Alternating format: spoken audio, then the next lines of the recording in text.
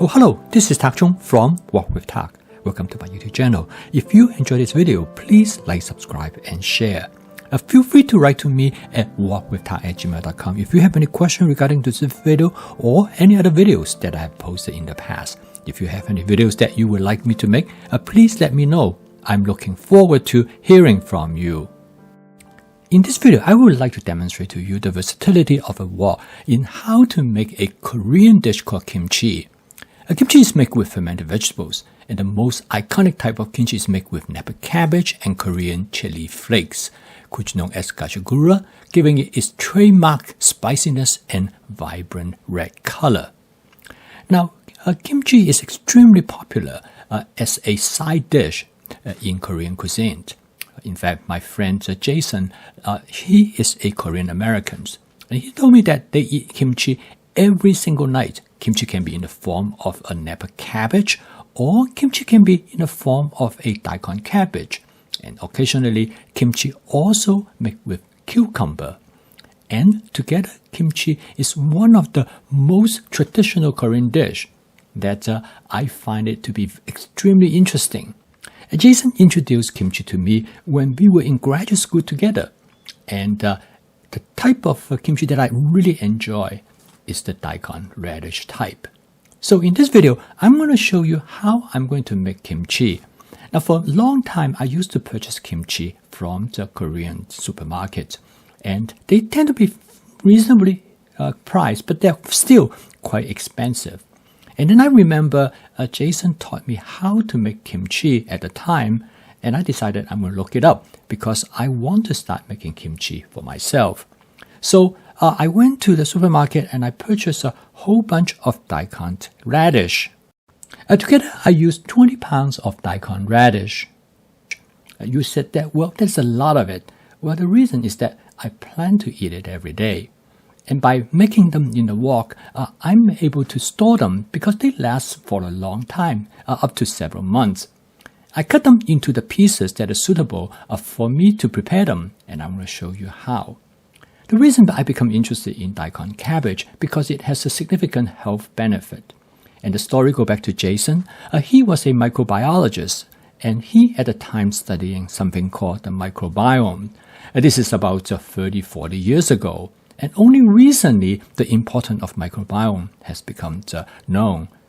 The microbiome is a collection of microorganisms in our gut. There are many bacteria, many different kinds of bacteria, and we collectively call them microbial flora.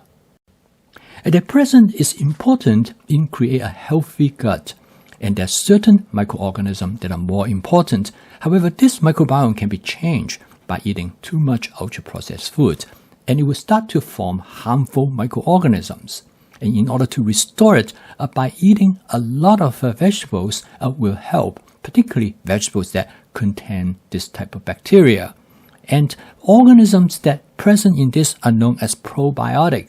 And this type of probiotic food will help us to rebuild the healthy relationship of this microorganism in our gut. Now, it turned out that the kimchi has a probiotic property, and eating kimchi will help us to retain a healthy microbiome. For many years, I used to buy kimchi from the supermarket, particularly from Korean or other Asian supermarket. However, recently I decided I'm going to make my own kimchi. The main reason is that I like the kimchi that make with daikon radish, which is usually more difficult to find than the kimchi made with Napa cabbage. Making the kimchi, you start out with some fish sauce, which is very rarely used for me in any other type of cooking. It is an essential aspect of kimchi, but I use only a very small amount. Next, I'm going to use about 1 tablespoon of minced garlic, which again is an essential part of kimchi. For the saltiness of the kimchi, I'm going to use some soy sauce. But you can use salt as well, but I prefer to use soy sauce to make it more savory. And to further increase the savoriness of the kimchi, I'm also going to use a little bit of oyster sauce. Again, the amount that you use is really not that critical. You can make adjustments based on your future eating experience. And this is followed by some addition of some Shaoxing cooking wine. Again, I really like the flavor of the Shaoxing cooking wine. Again, this is a non-essential item. However, kimchi would not be kimchi without this Korean pepper plate, which also known as gochujang or sometimes referred to as the Biden red pepper. This has a vibrant red color.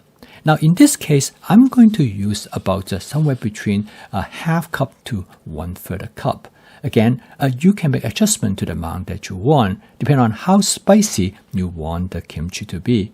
And I find that somewhere between 1/3 of cup to 1/2 a cup that will be perfect for this purpose. Now, this pepper is so characteristic of kimchi.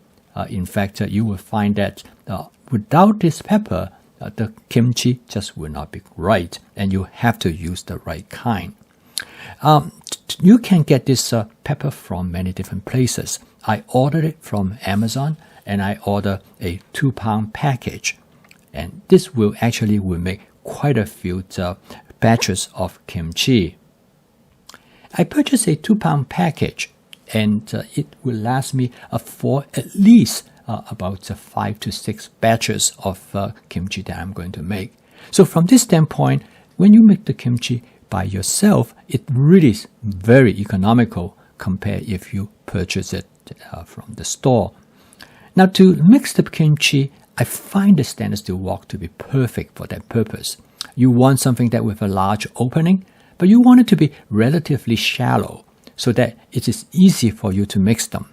And what I did is that instead of using anything to stir it, I'm going to use my hand, and I put on a pair of kitchen gloves, and it does really a good job. As you can see that I have a lot of radish in this wok, but using the hand, it really makes it very easy to mix everything up.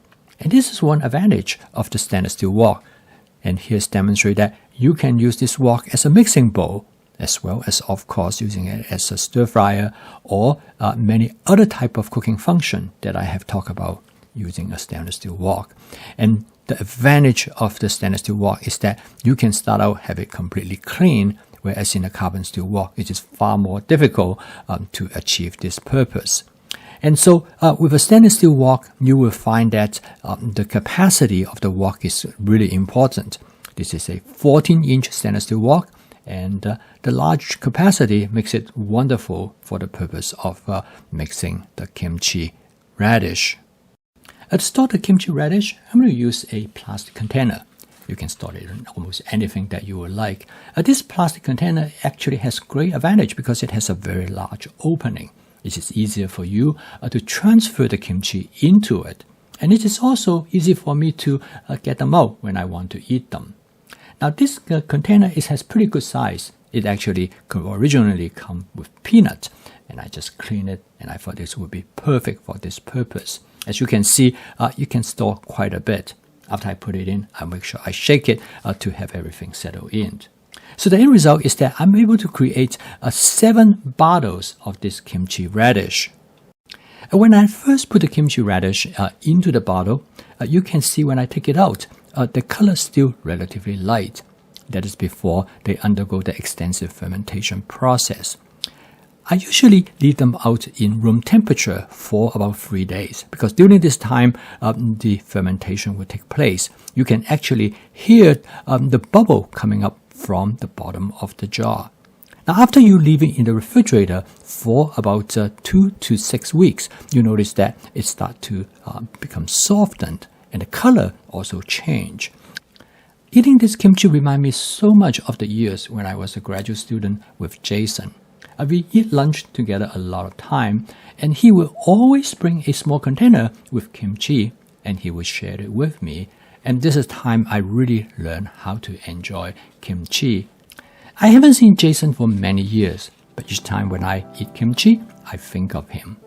A kimchi is a fermentation product because it contains bacteria that will help you to maintain and build a healthy microbiome. And I post a video each day about my fast cooking system, which will help you to make home cooking as part of your daily routine. If you'd like to learn more about this cooking system, please subscribe to this YouTube channel. So keep on cooking, and I will see you tomorrow.